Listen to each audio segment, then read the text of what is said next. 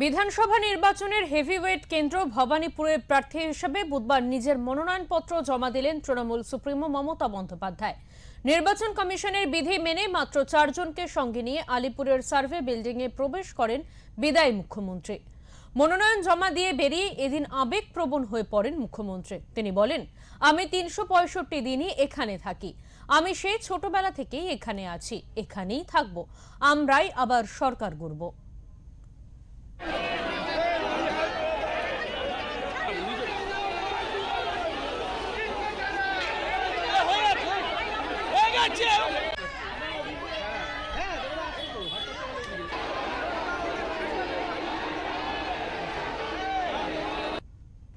আপনাদের সকলকে বলি, আমি 365 দিন এখানে থাকি।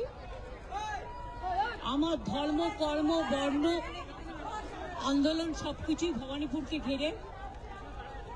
আমি ছোট্টবেলা থেকে এখানেই আছি, এখানেই থাকি, এখান থেকেই আমার সবকিছু। এবং তাই ভবানীপুরের মানুষদের আমার ধন্যবাদ, আমার নমস্কার, আমার সালাম, আমার জয় জিনেন্দ্র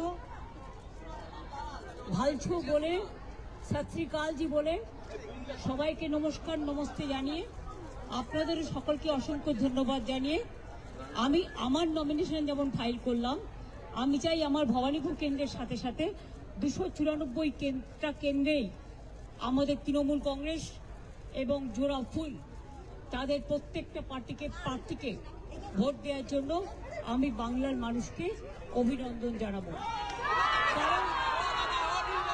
কারণ সরকার আমরাই গড়ব।